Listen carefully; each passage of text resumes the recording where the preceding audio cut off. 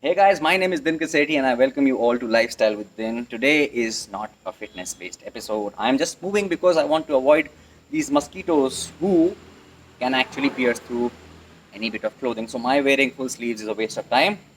On today's episode of Detox, it's the 43rd episode, and we will be discussing why a developed society like the West keeps coming back to the East for all of its spiritual wisdom. They have everything. They have security, they have money, they have all the wealth in the world, but they keep coming back to Eastern society, India, China, Japan, for all of their spiritual wisdom, for fulfillment and contentment, and why Easterners are failing themselves by just aping the West for all the material based wealth and going after that and forgetting their own virtues, their own inner wealth.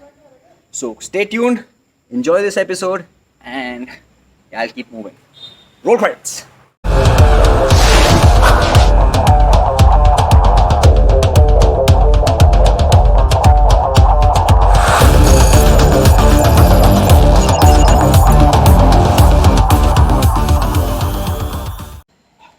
The West has always been leading the East in terms of material wealth, in terms of safety, security, all sorts of luxuries. And the East has always been leading the West in terms of spiritual philosophies, in terms of religion, in terms of energy. And now you can see the West is turning towards the East since the last 15, 20 years.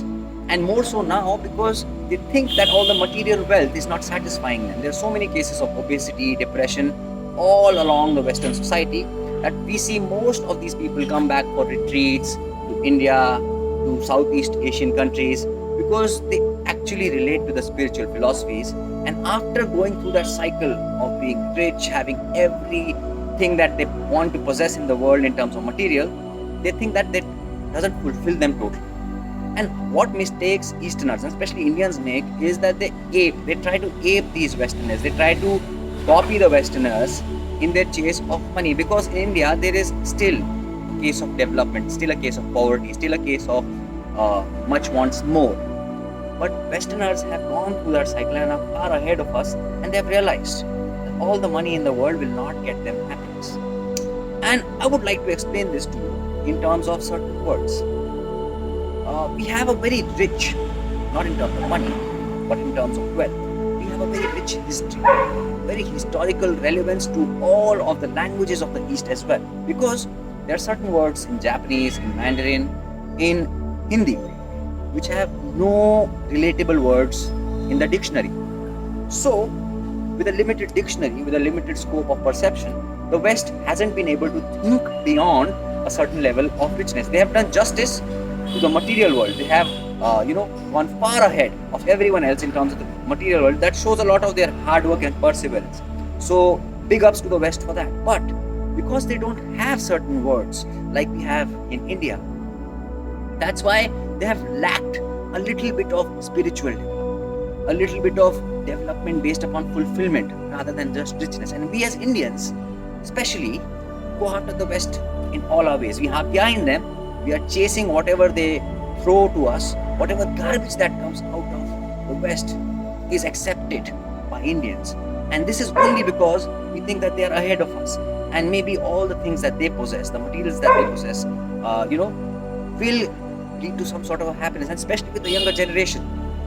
And this mental condition has led to a lot of mental health troubles. And you can see the West has already started working on their mental health by turning towards mindfulness, meditation, and what all name that they give, whatever they learn from the East. Because for them, defining certain things which Eastern philosophy defines with just one word takes a lot of time, energy, because they try to put their sciencey brain behind it. So I come up with one specific word today so that I can explain to you how just the definition of certain words can change our mindset and viewpoint, and why we as Indians should turn back towards at least these words, not go and become religious fanatics and protect religion. Gods don't need our protection. They only need for us to realize these words, to live in godliness rather than protection of God. And once we do actually realize the real meaning and throw a light of our awareness on these words, we start living by those philosophies ourselves, and The West is following us, and they will eventually follow us in all spheres. But my point of making this video is not to shine patriotically and show that India or maybe the East is great. It's just that we have to realize what our roots are, and they are very wealthy, and we have to use them in the best of our ways. So wait for these words. So there are so many words in the Eastern dictionaries, Japanese, Mandarin, Sanskrit, Hindi, that don't have a direct correlated word in the English dictionary, because the paradigm of thought of the Western mind was not that developed. And now still they find 4 or 5 words to define maybe one word of Sanskrit. For example, the word iccha and the word abhipsa, both can be defined as desire, and it is not so. Iccha is more close to the Western word desire, but abhipsa means a longing. What is the difference? The difference in the essence of these words is poles apart. A desire or iccha is something on the outside, something that you think will fulfill you, but it is outside. So you are restless. Iccha leads to a restlessness which you think will be satisfied when you achieve something from the outside, but it is an endless loop. Once you achieve something, once one desire gets fulfilled, another comes up. So desire always leads to some kind of restlessness, anxiety. But abhipsa, on the other hand, is an inner state. It is a sense of yearning or longing. It is very close to desire, but at the same time very different, because it is the longing for something eternal or something internal. This longing is self-fulfilling. And this longing doesn't require an end goal. There is a set end goal, but it is not just the end goal which will satisfy you. You are enjoying the process of going behind that end goal. I'll try to explain these 2 words, abhipsa and iccha, through exercise. Once you look at someone who possesses good biceps, you have a desire to possess biceps like that. But then you have those biceps, and then you see someone else who possesses good abs. You have a desire that you want those kinds of abs. And then one after the other, this thing keeps going. And abhipsa, on the other hand, means you have a longing to have a perfectly aesthetic body, a healthy, movable body, but at the same time, you're enjoying the process.